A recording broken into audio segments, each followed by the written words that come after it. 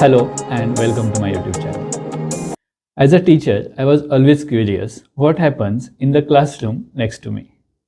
Now, here, being at the University of Warwick gave me an opportunity to see how education system and teaching learning works in different parts of the world by taking the examples of my colleagues who are coming here at the University of Warwick. So, joining this series in today's episode, we have my friend Victoria. She is from Tajikistan. Hello, Victoria, and thank you very much for joining us. Hello, Suyuk.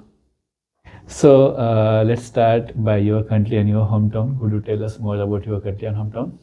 I'm from Tajikistan, from the capital Dushanbe. Dushanbe means Monday because in ancient time bazaars were happening there. If you want to imagine Tajikistan, imagine high, tall mountains, rocks, 93% of them. And Dushanbe is a very green city. Now you will see a lot of blossoming tulips there. That's nice. Thank you very much for this. So, let's start by going down in the memory lane and sharing by your experiences as a student. So, could you share your experience as a student? Like when you started your education, how was the schooling system? How many students were there? Something like this. I can say that in Tajikistan, people still believe that education is important.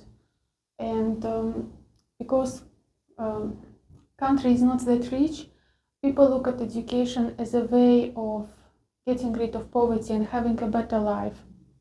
And also much depends on the family. My mom always encouraged me to study. I remember how she found books when we had a big deficit of books during Civil War.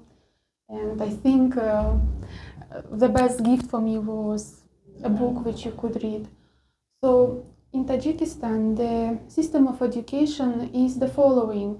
A pupil studies 11 years. We can go to school at 7. We can't go earlier now.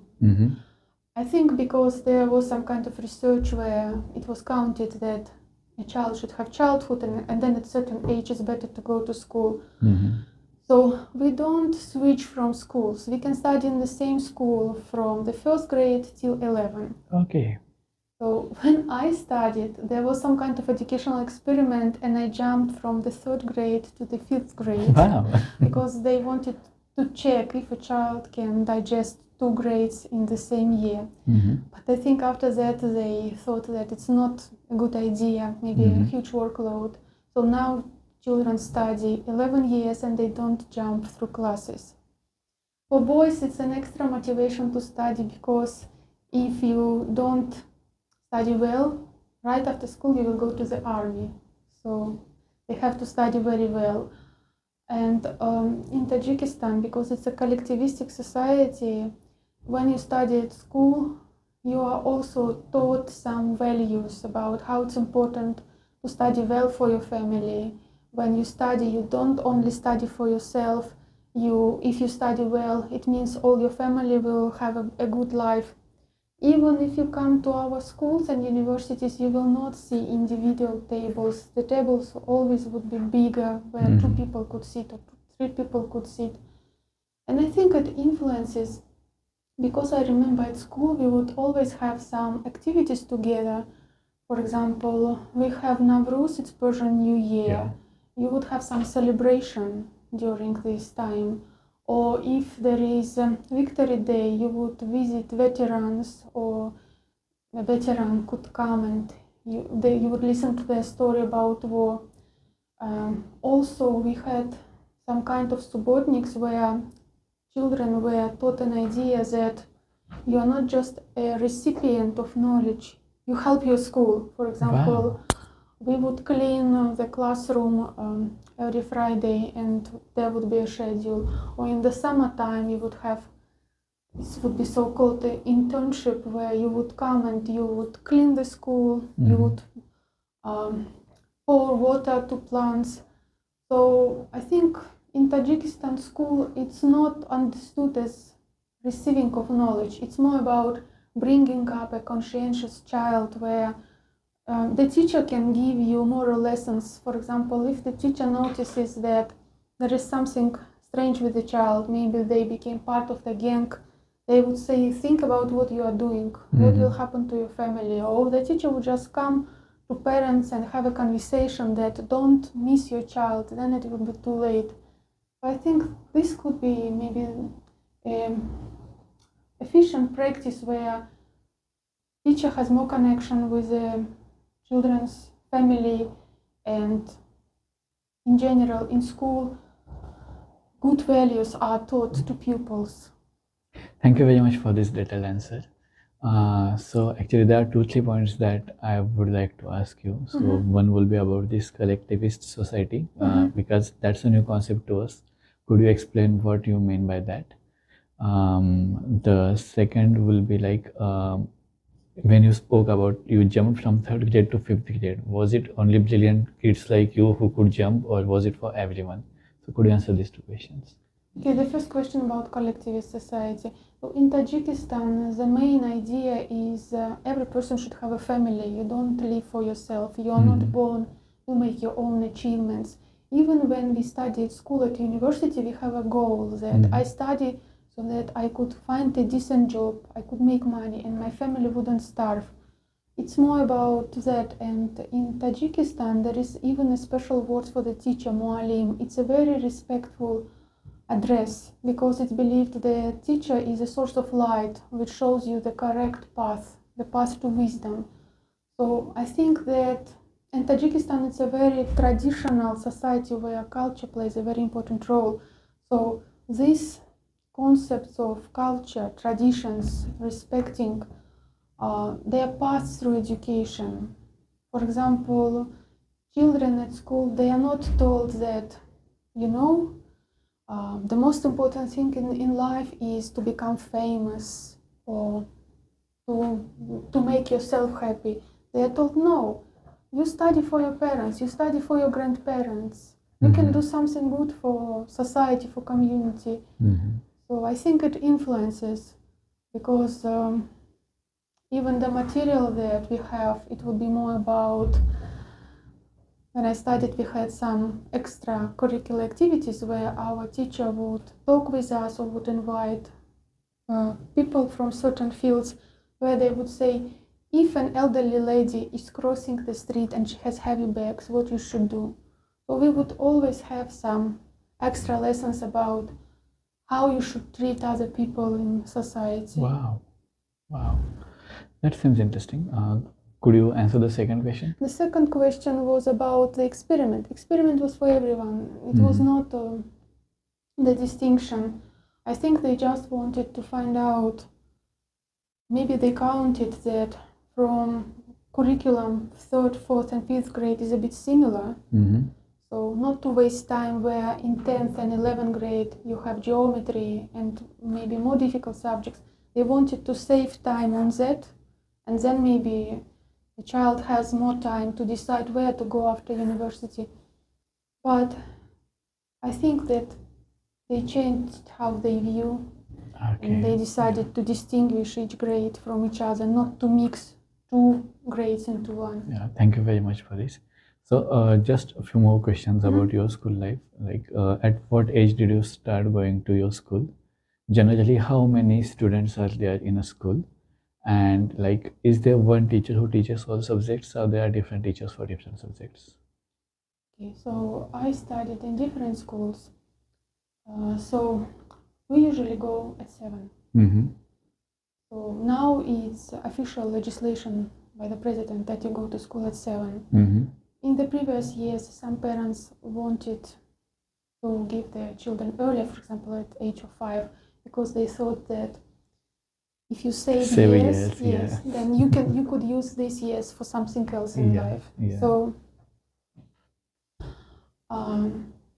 in the primary school, the same teacher teaches all the subjects. Okay. And I remember with the fondest memories of my first teacher, Ludmila Ivanovna. I think she was very kind to us, and it was a pleasure to study. It was not, a torture where you have to go to school.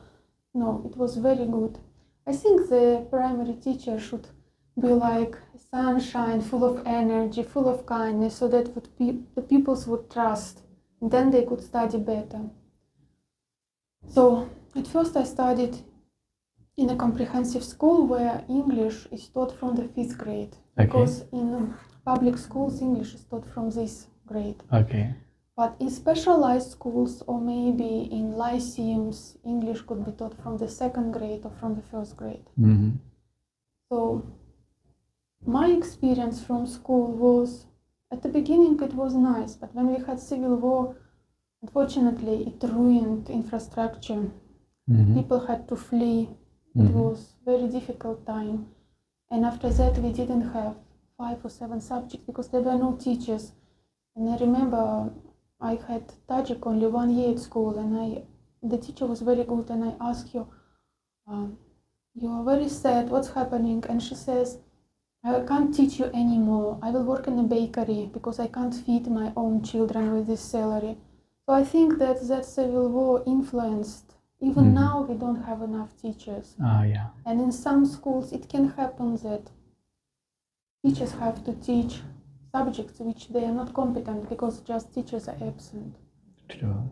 Yeah. It also influences that the salary of the teacher, unfortunately, is not high. Teachers should have several jobs to be able to work as a teacher. Oh, yeah. Of course, it influences how classes are held, because teachers should also think about how can I provide my family, so that they have to be very busy.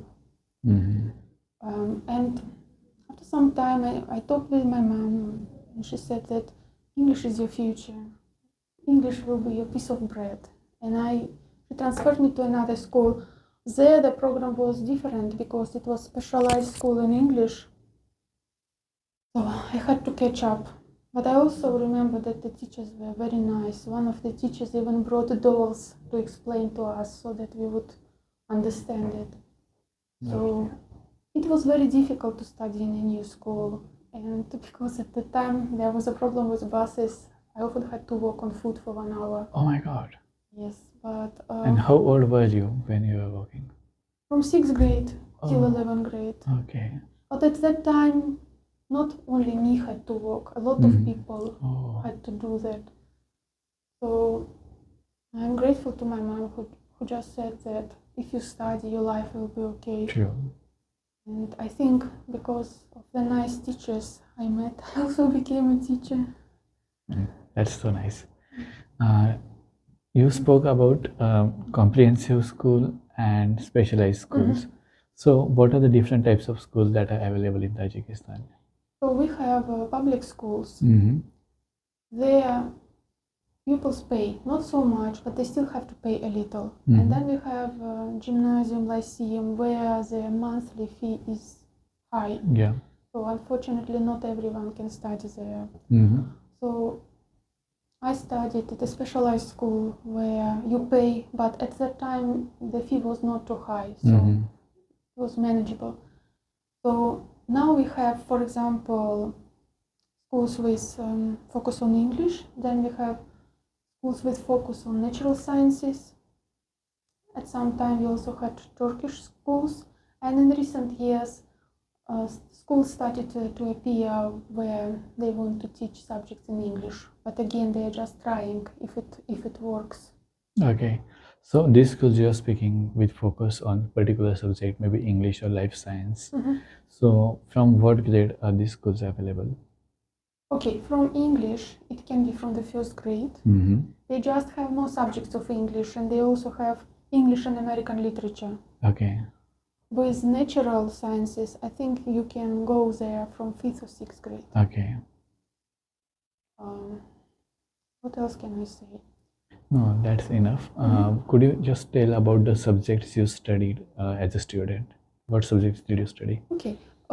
So about universities, I can say that it's very difficult to enter a university in Tajikistan. You should really work extra hard because we have entrance exams where you have to write an essay. And even if you write an essay in your native language, you still do a lot of mistakes. Oh, yeah.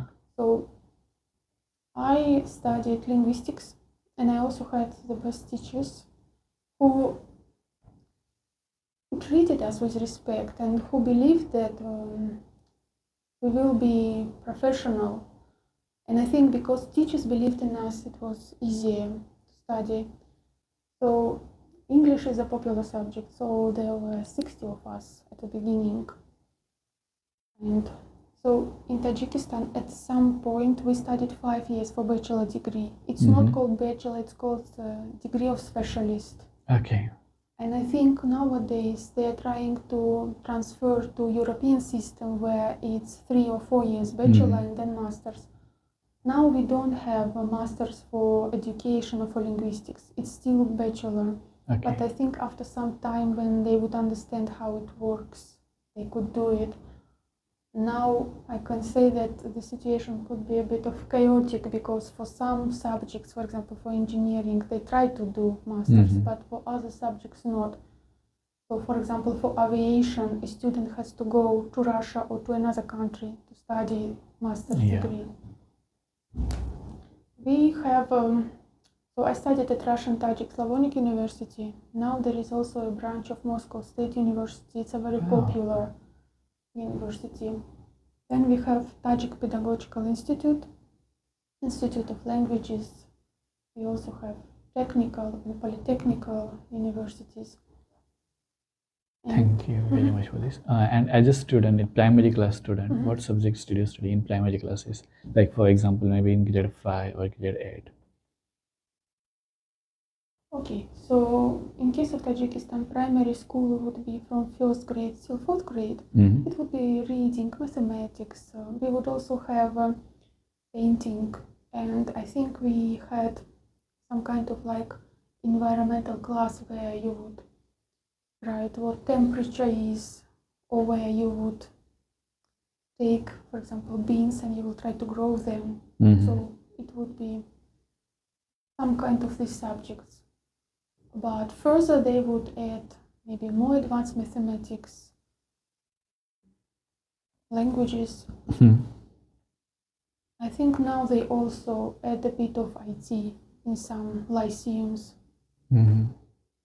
So for grade 1 to grade 4 is primary, grade 5 to grade 8 secondary, and from grade 8 to grade 11 that's the tertiary. From 9 to 11 it would be high school.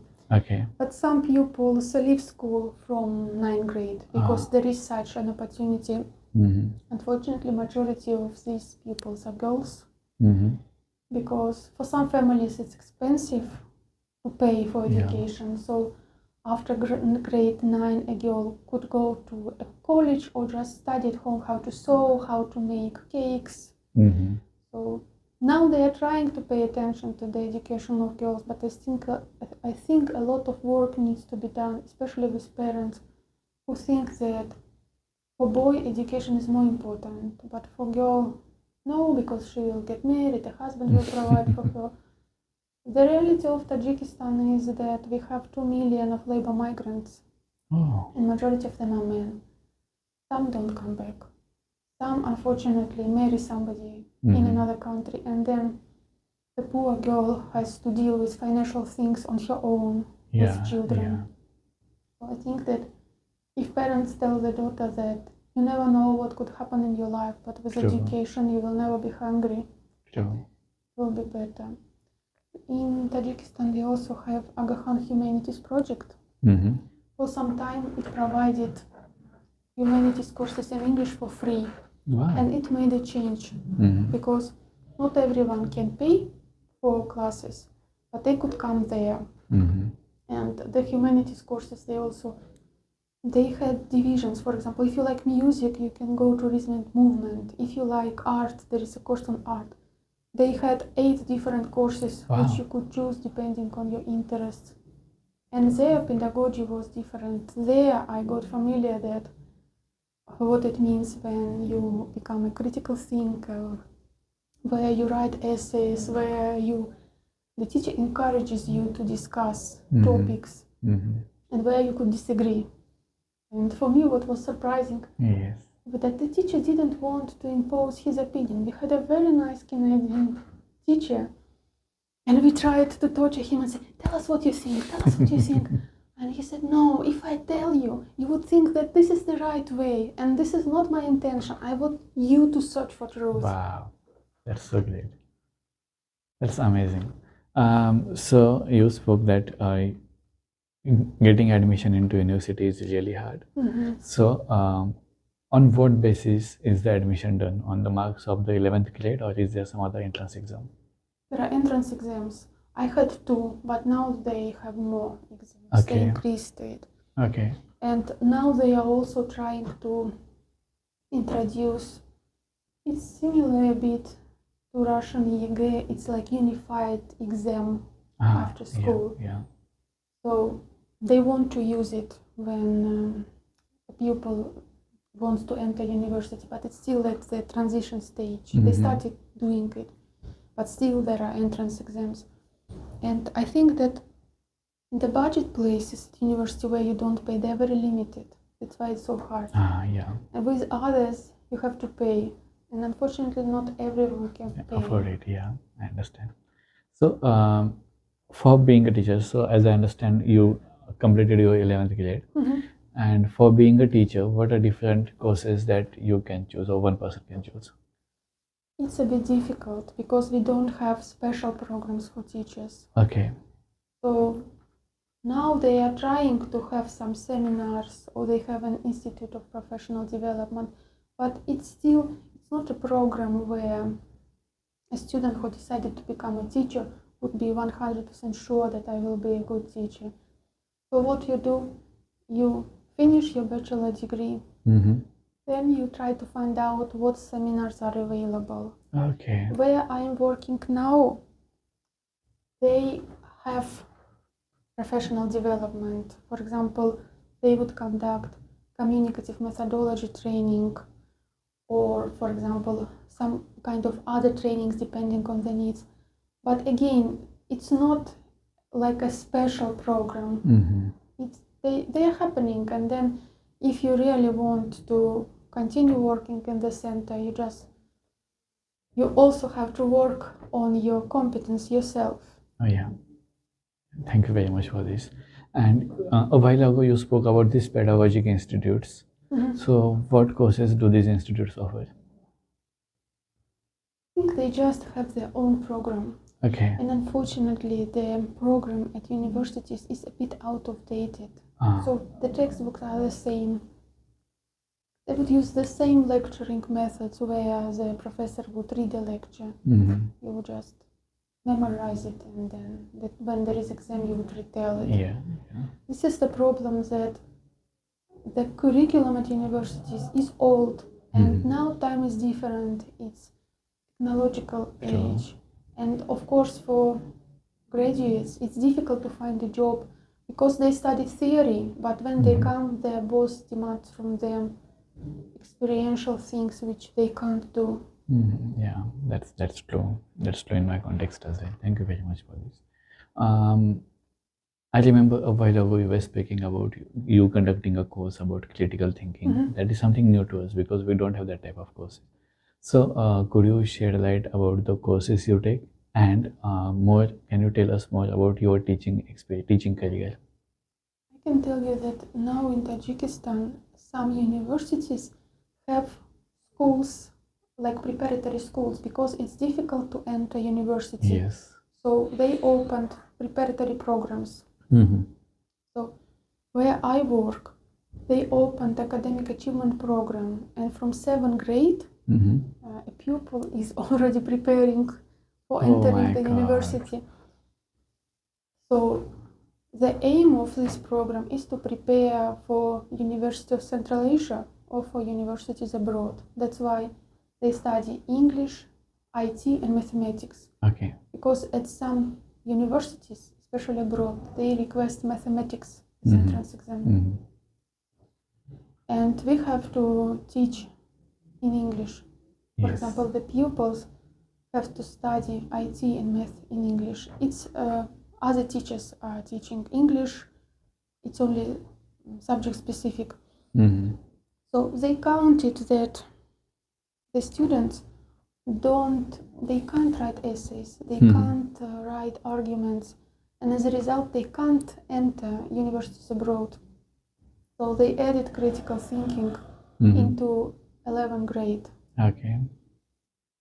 So in this program they are taught about how to build an argument, how to participate in debates, how not to believe everything that you read, how to evaluate sources.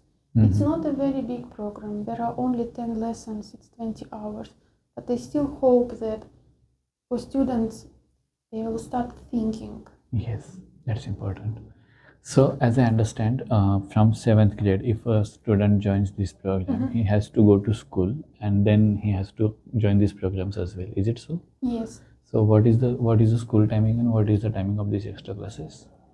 For example, they go to comprehensive school from 8 to 1 or from 8 to 12, and then they come to the center, School of Professional Continuing Education at 2. Okay. And for 11 graders, they can come at 3:45. And from there to? From 2 till, so each lesson is 100 minutes. Oh my God, 100 minutes. Yes. Okay. So they come for English twice per week or 3 times per week. Then one lesson of IT at certain time, and I mean that, for example, 2 months. And then mathematics is also once or twice per week. So generally, a kid stays in the institution for maybe 2 to 3 years. So 100 minutes, it's 1 hour. Yeah, 1.5 hours. 1 hour 40 minutes. Yeah. So every day 1 hour 40 minutes. Only that much. Only one lecture a day. Yes. Okay, thank you very much for this. Are there any interesting initiatives that you want to share, like maybe by your government, maybe by your institution, or maybe by yourself? I can talk only about the place where I'm working because then I can provide evidence. They had a project to prepare students for study abroad. Wow. Yeah.